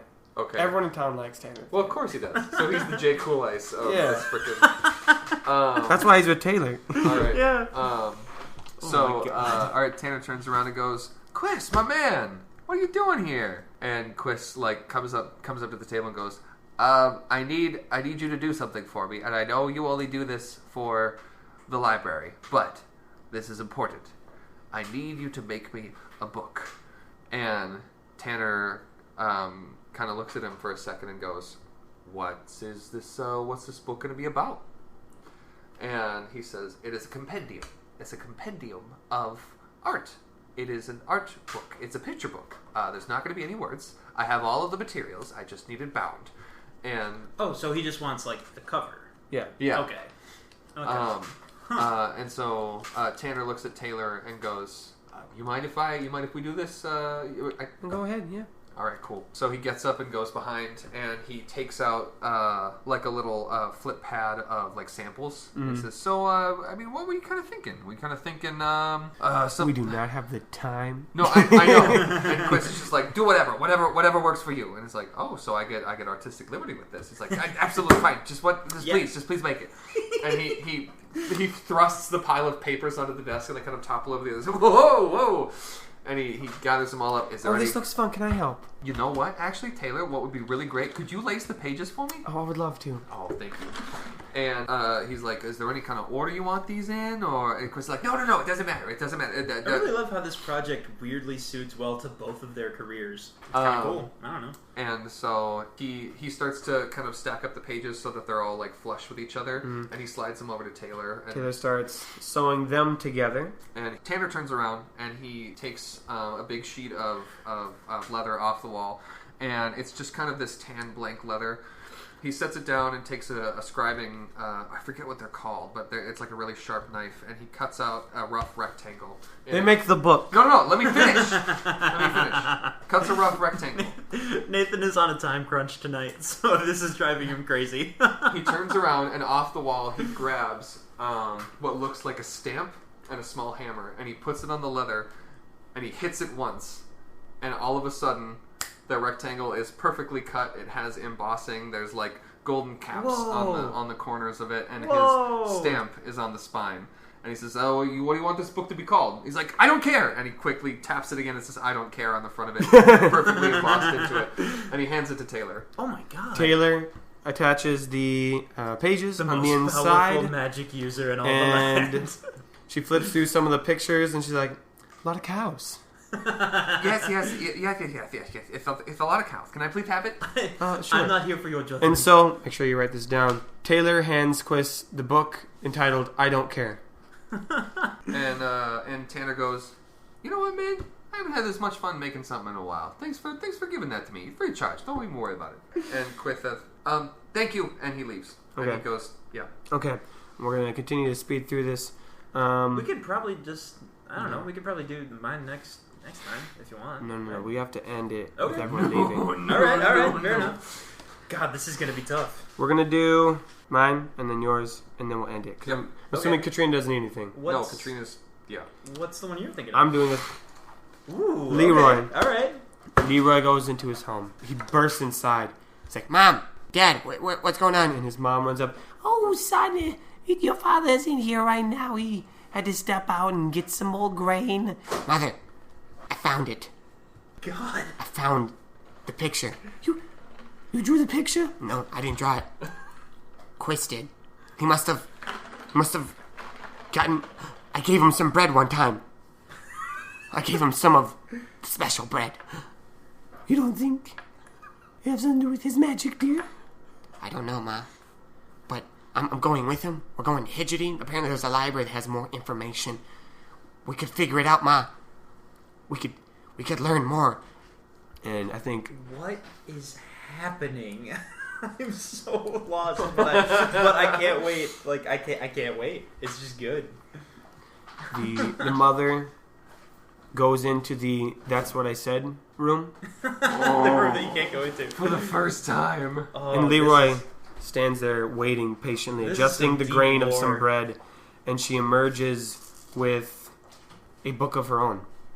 and she just gives it to Leroy and says, "My son, I think you need to take this with you. And if you learn anything, put it in the book so we can have it all chronicled together." Time has come. She also hands him a sack of bread. And she said, "And here's some bread for your journey. Stay fresh. Always eat your daily bread and always draw your daily cows. Is that like their family motto? Stay fresh. Stay fresh. And if you need be, I think you should share some of this with Quis. Maybe he can shed more information. Maybe he will be the way to give us what we need." Ma, don't worry. I will return home with everything that I learn, and we will fulfill our family's destiny. Of course. And so he leaves. What is happening? Man. And finally, Jonathan, Rainer, you make it home first. You've done that twice now. No, I was going to say Jonathan met you there, but Yeah, John. Rainer, you make it home first. Your father's there. Son, how was the meeting with Burnrust? It was kind of crazy. There was, they're trying to figure out what to do about the mine, and Dad, I think I'm leaving. And he just says it because it's been tearing him up as he's been walking home, and he has no idea how to say it. Also, can we, real quick, I just want to establish, we're just going to the next town over. Yeah, but I don't know. It seemed like such a big deal because of everything that happened yesterday. Just like, hey, I know we kind of had all these plans of he even wanted to write a song and stuff. Okay, sure. I think actually your father had I'll paper admit, and I pen. hadn't really considered that it's actually not that far away. I mean, these towns aren't close to each other. Okay. You don't travel. People don't travel a lot Okay, that's weird. unless you're Well, because I should have asked you earlier. How long of a trip are we talking here? It's a couple days. Okay. Yeah.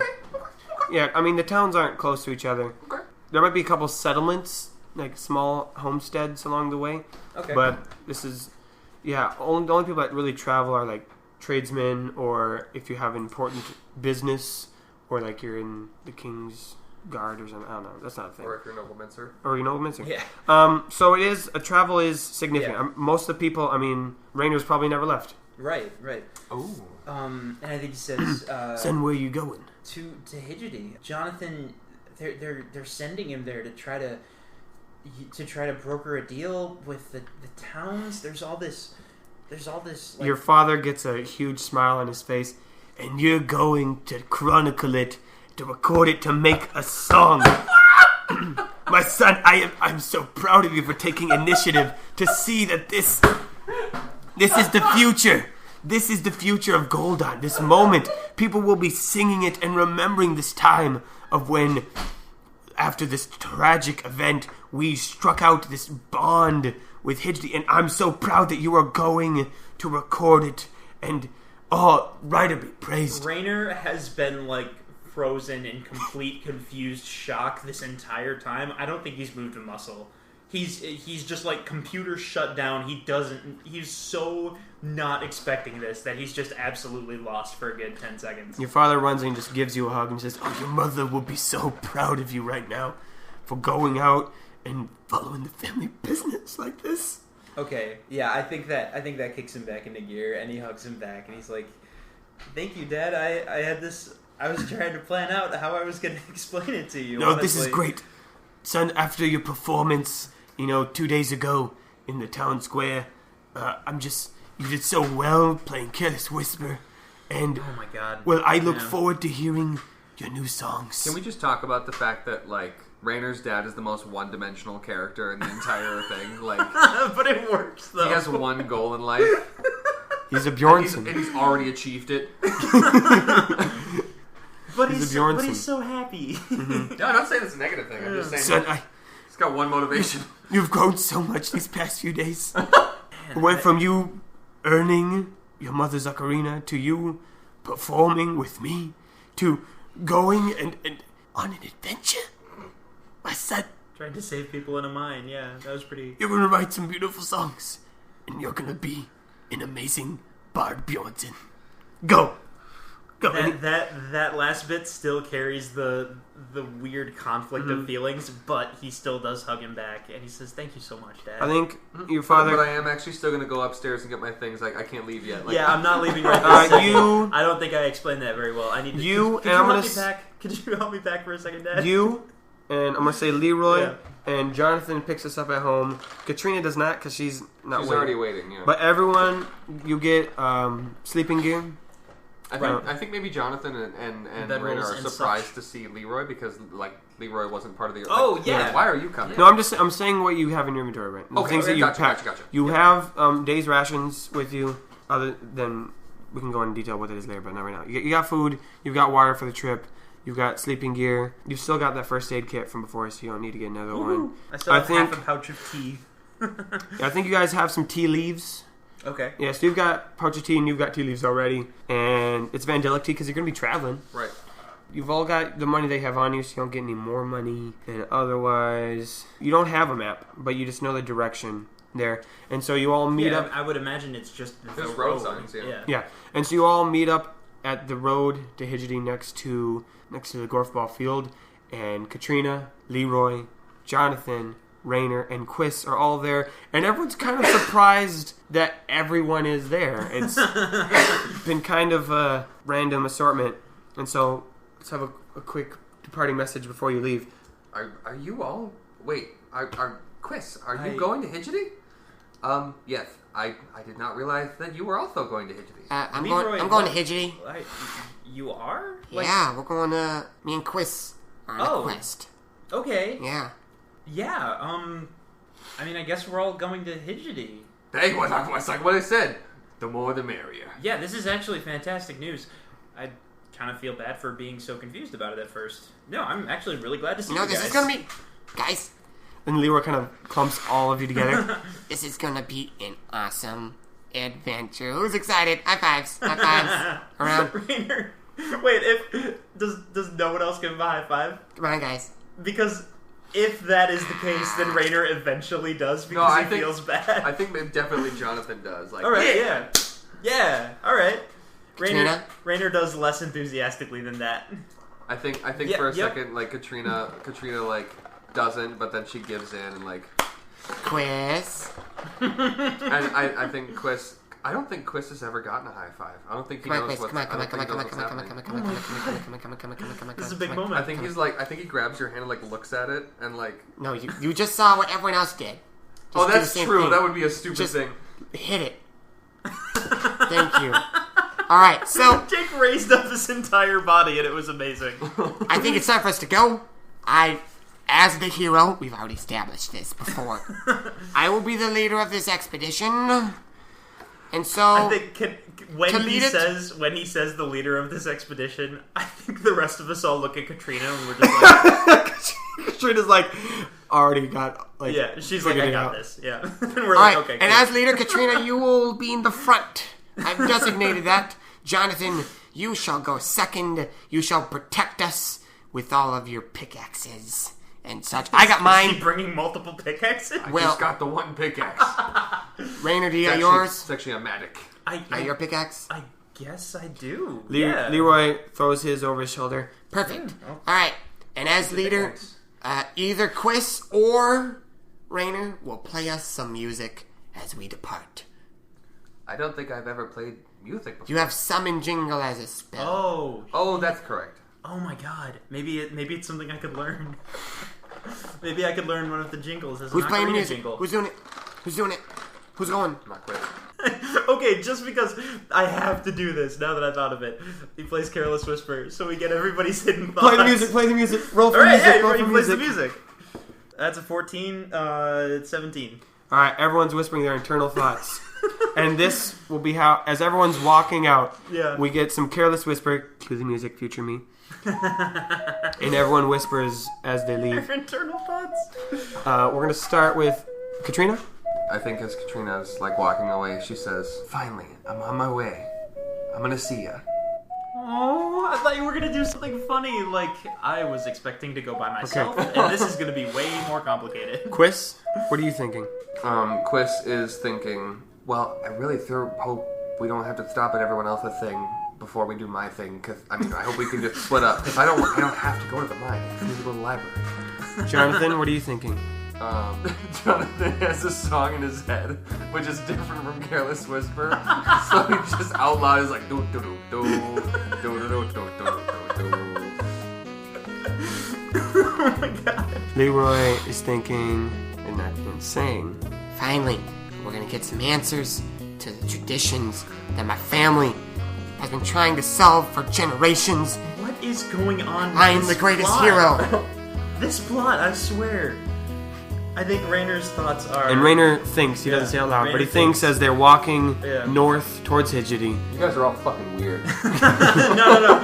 What Raynor thinks is, so I played the concert, and the mine exploded, then I talked to a demon, and now I'm supposed to go help sign economic legislation between two cities? Sure, that's how I thought my week was gonna go. Yeah, alright. That's about it.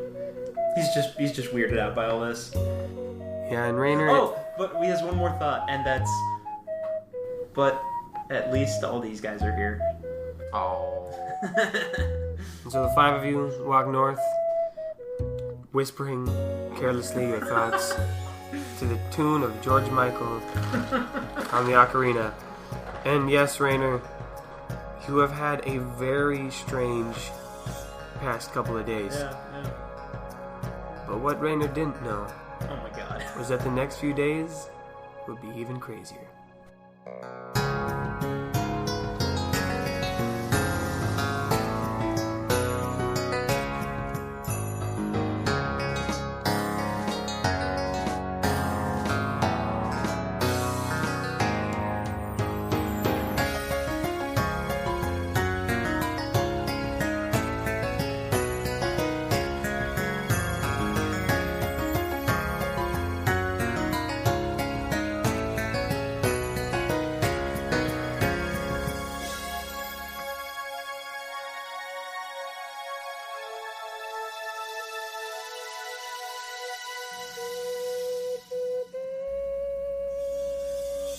Hey everybody, it's Nathan. How are you doing?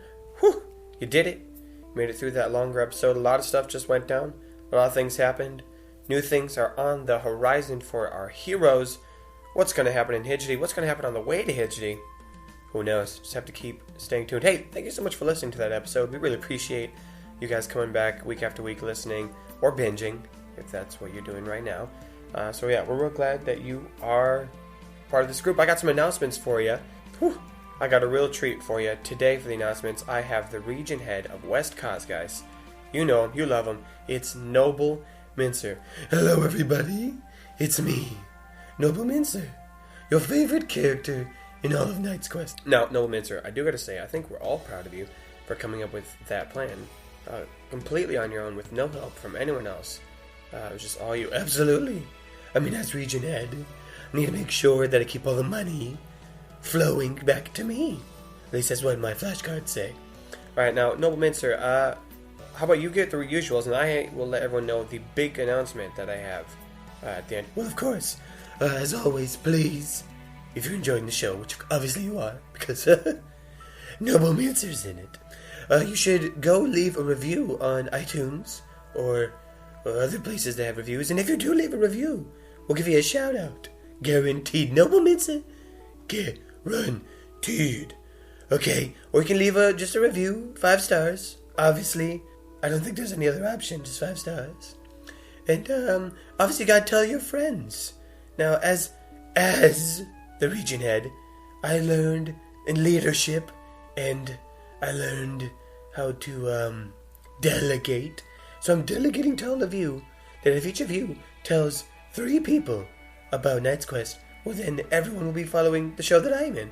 And come on, you know you want all your friends to be listening, so you can talk to them about how great Noble Mincer is, and about how my plan is going to go great.